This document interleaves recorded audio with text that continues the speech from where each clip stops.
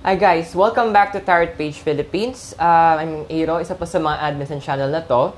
So for this video, we'll be doing the weekly horoscope po para sa friends natin in the house of Virgo. So if you're new to the channel, please do show your support and love to us. Please click on the subscribe button below. And also, huwag niyo pong kalimutan i-click yung bell notification para kapag naglabas tayo ng bagong videos or meron po tayong mga live reading sessions, magkakaroon po kayo ng update mula po sa amin.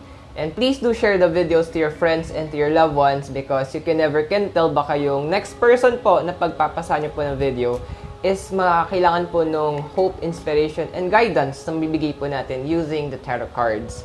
Now, since we'll be doing the weekly horoscope, we'll be covering 4 types of reading. So, we'll have a general reading. We're gonna get a message from the universe. Tapos po, we'll do a financial reading. And lastly po, we'll be doing also a relationship reading. Now, today we'll be using the tarot cards or the Legends Tarot by Anne Strokes. So, isang trivia lang about this card and the creator of the card is that kung familiar kayo sa Dungeons and Dragons, siya po yung nag-design ng mga cards na nakikita nyo po doon. So, you'll find the cards kinda interesting din po. Okay, so just also a word of advice na cards, the readings are for guidance purposes. Nagtitiwala ko na meron kayong mga free wills, nagtitiwala kung Virgo na gagamitin nyo po ito. Okay, so enough. We'll go ahead and start the reading. So, shuffle the cards for you, Virgo. And then, we're gonna start your reading. So, let me just get some cards for you. Okay, so I have your cards right now, Virgo. Mga cards na nakuha natin are as follows. So, we have here, the High Priestess. Meron din tayo ditong 10 of Wands. And lastly is the 9 of Swords. So, let's give it some general meaning for that. So, when we say wands, nagsisimbolize siya ng apoy. So, anything about passions and energies. Habang yung swords naman, it talks about yung hangin. So, tungkol sa pag-iisip, karunungan at kaalaman to. Ngayon, yung basic numerology natin for number 10 is the end of the cycle or the start of a new cycle. Habang yung 9 naman is the higher level of change, and also it's also about sacrifices. Habang yung High Priestess, isa siya sa mga major arcanas ng tarot cards, and it talks about several aspects like the subconscious mind, balance, correct way, also gifts, intuitions, and potential and purity, and also energy. So, what do we have? Ano ba yung general reading natin for Virgo for this week?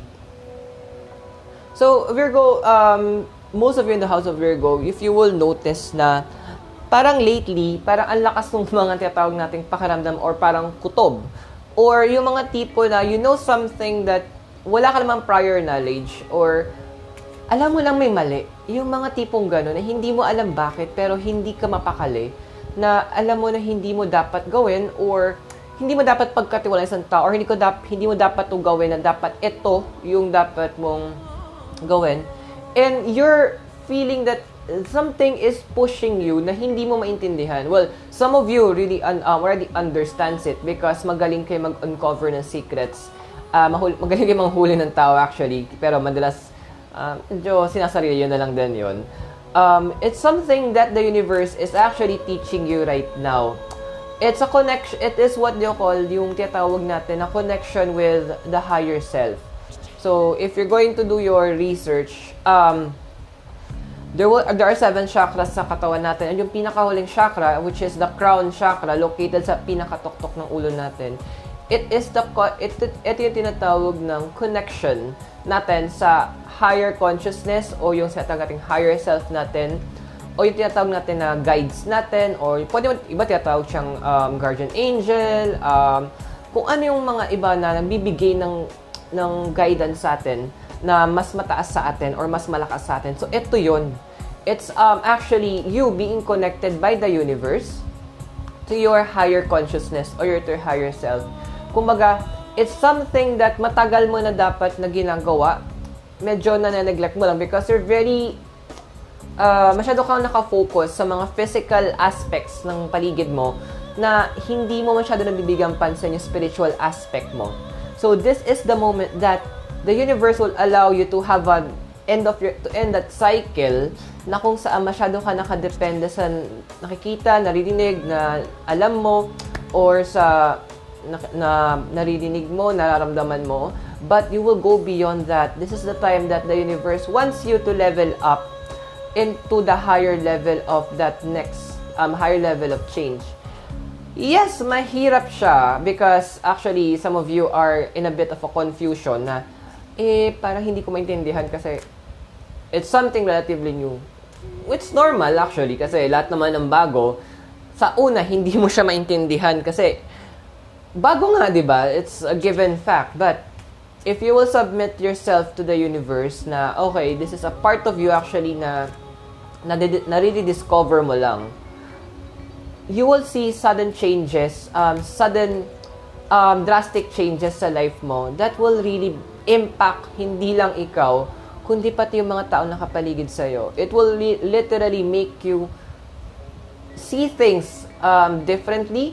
It will make you feel things differently na you will make those decisions na hindi na nag-rush, but you will have this decision na, or you will make hard decisions actually na parang kalmado ka or you're okay with it kasi it's something that the universe is prompting to you na it's okay, I got your back, na mukha siyang negative sa ibang tao, mukhang hindi maganda yung decision mo. However, the universe is giving you, helping you make that decision kasi part siya ng bigger picture na hindi mo pa nakikita. At the end of the day, those decisions na ginawa mo will prove to be correct. As long as naka-align yun sa process ng universe. And you will notice as well that once you do this, you will have once you follow or you listen to yung higher self na tinatawag natin, it will open something in you. It will actually give you an insight na parang it's something different or it's something that you are, it's totally different. Parang hindi ko maput or mahanap yung tamang salitang pwedeng gamitin that will literally change it. Kung parang pwede mong isipin na parang you're in a dark room at nagbukas ako ng mga ilaw, that's how you're going to see things once na kinonect mo yung sarili mo sa higher self mo. Once na nakinig ka sa instructions ng universe, it's actually like a free flow na hindi ka na magsa-struggle on what to do next, ano yung kailangan gawin na next, ano yung dapat mong, saan ka dapat. It's a decision na hindi na ikaw yung gagawa. So, it's more on, mas magiging carefree yung life mo because it will be easier. Yes, there will be some things that will be cut off from you sa mga tao na parang tipong hindi nila kayang intindihin, or some people will get offended on what you will be doing. Bakit? Kasi na-expose yung totoo. They will be exposed in the truth. Lalabas, kumbaga, ilalagay sila sa limelight and hindi nila gusto yun kasi marami silang tinatago, which is isa sa mga capacity mo yun, matagal na, Virgo, is to expose people the truth behind them. And you will be doing this more often, and it will be something na hindi magugustuhan ng mga tao because a lot of people, well, pwede silang tawaging hunyango or mapagpanggap, and they will be exposed because you are in the light at this point. So, it will be a decision for you, Virgo, if you will follow kung ano yung binibigay ng universe sa'yo. But, nagtitiwala naman ako you will make the right decision. And don't forget that kung dahil magulo siya, hindi mo maintindihan, isa lang naman sagot doon. Humanap ka ng paraan para mas maintindihan mo kung ano yung nangyayari sa'yo. Okay? So, I hope nakatulong yung general reading natin para sa'yo, Virgo. Now, let's do a reading or let's get a message from the universe, and it is under the Queen of Cups. So, when we say cups, nagsisymbol siya ng tubig, anything about the heart and the emotions. Habang naman yung Habang naman yung Queen, siya yung older female energy nung card. Now, yes, this is the message of the universe. Once na sinundan mo yung gustong path ng universe para sa'yo, and for you to be able to connect to your higher self, bibigyan ka naman niya ng heart, kumbaga, kung saan nandun yung maging sensitive ka. It is high time that the universe will give you a kumbaga, a piercing, a perceiving heart. Yung puso na kayang tumingin, lagpas sa nakikita ng ibang tao. Yung puso na kayang makaramdam, lagpas sa nararamdaman ng mga tao. Kumbaga, kung titingnan natin, it's something of a level up or an evolution sa pagkatao mo, sa sarili mo. So, it's your next level actually. Ikaw yung ngayon, this week na napili ng universe, to undergo such change. Actually, lahat naman tayo mag-undergo ng change na to. May mga nauuna lang. At merong mga fino-focus ang universe dahil may purpose for them kaya ginagawa yan because it's in part of a greater picture na hindi natin alam kung ano siya, but it will unfold eventually as we follow it. So, this is a time that the universe will give you a certain type of heart na kung saan mas madali mo intindihan yung mga tao. Kumbaga, mas you can easily reach out to them and they will be able to easily reach out to you as well. So, don't let, those are the emotions that parang tipo na, this will be the emotions that you will sometimes feel that you are feeling lonely or malungkot ka. It will be a roller coaster of emotions because the universe will let you experience different types of emotions that you will be getting familiar with. Kasi this is what you call the impression. It is the gift of impression na ibibigay ng universe sa'yo where you're able to feel what other people feel. Yung sinasabi nila na kataga na hindi mo maintindihan ng isang tao hanggat hindi mo naranasang maglakad sa sapatos niya ng isang milya. So, parang ganun din siya na hindi mo na kailangang maglakad sa sapatos naranasan niya kasi ikaw mismo, makakapture mo, makukuha mo at mararamdaman mo yung kaya nilang maramdaman and kaya mo na ilagay sa sarili mo and you will know how to connect with them and as you connect with them, you are also connecting back to yourself because you're connecting with them not because ikaw ang gumagawa nun, kung hindi kumokonek ka sa kanila because it is your higher self na tumutulong sa'yo para kumonek sa kanila. But the universe is offering this gift to you. Ang tanong lang, willing ka ba na tanggapin yung gift na yon? Because it will be a time for you to be selfless. It will be a moment for you kung saan mas iisipin mo ang ibang tao kumpara sa sarili mo. It's something different kumpara sa situation na you love to isolate yourself and keep things private. So, it's a decision that you need to make. Okay. So, I hope nakatulong, Virgo, yung message from the universe sa'yo. Now, let's do a quick shuffle. Balasahin ko lang baraha ulit. And this time, we're going to do a financial reading, okay?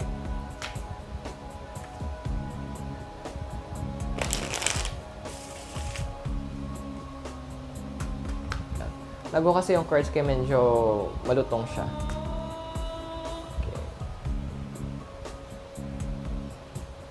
Okay. What are the odds? For your financial reading, Virgo, what we have here again is the High Priestess. Sunod is the Nabs or Page of Cups. Sa ibang cards, sa ibang deck kasi originally it's called Page. And lastly, we have here the Seven of Cups. So, for gel meaning, so we mentioned already pag cups, heart, emotions, or water siya. Now, ang page, it's the younger female energy of the card, habang yung 7, in basic numerology, it's the number of wisdom and analysis. So, it's about the mind as well. Now, yung High Priestess, nabanggit na natin, it's about your subconscious mind. So, ano bang message or ano bang reading natin sa'yo when it comes to your finances? Well, actually, it's connected to your gel reading and to the message of the universe. That once you are in tune with your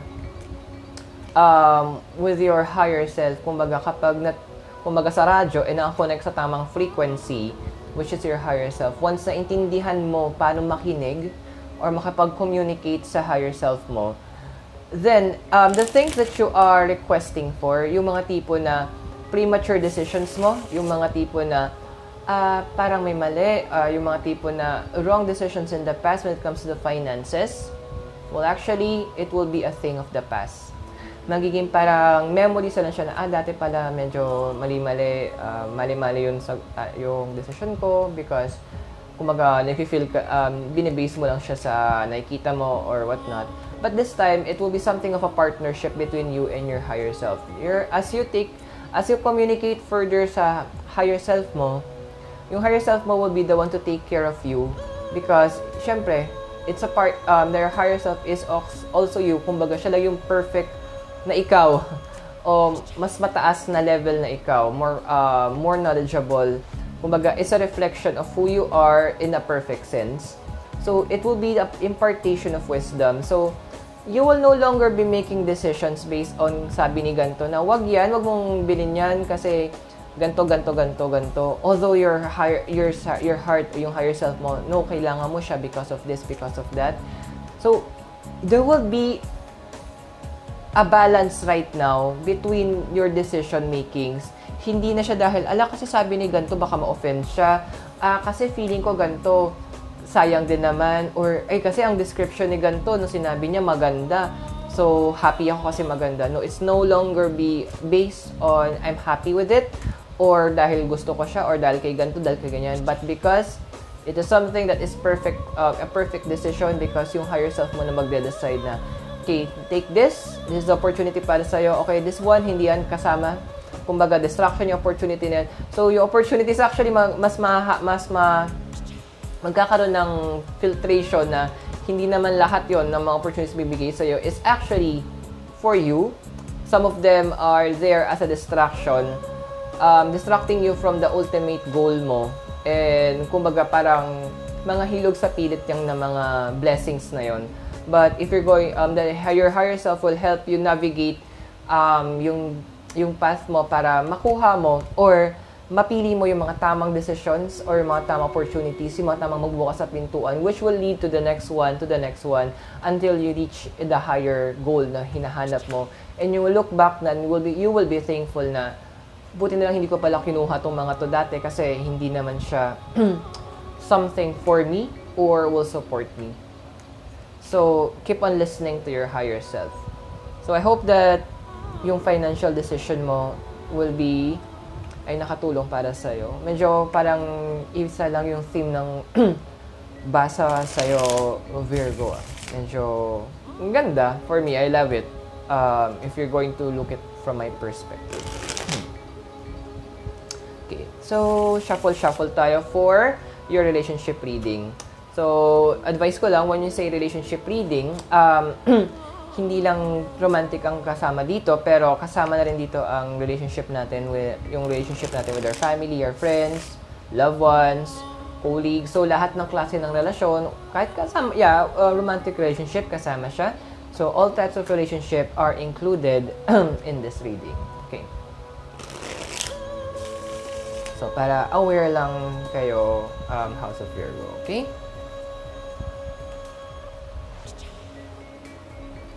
Kuha tayo ng cards mo. Okay. So, here we go. So, what we have here are as follows. It's the 8 of Cups. It's also, meron din tayo ditong Knight of Pentacles.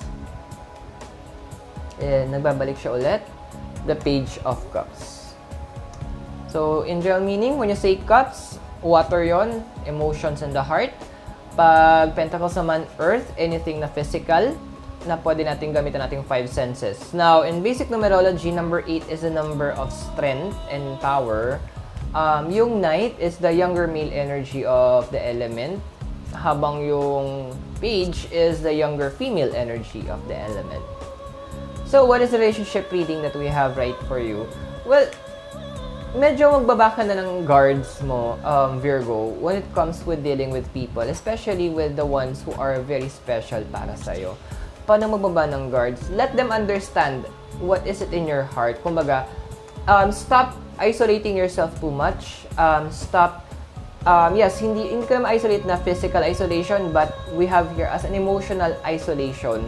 Even a mental isolation na kumbaga, you're keeping things to yourself na you could share it with other people, with the ones that you are trusting yourself with, because it will be actually something that you will be learning. Kumbaga, ibabalik ka ng universe into square one when it comes to your emotional development and also with your trusting with other people.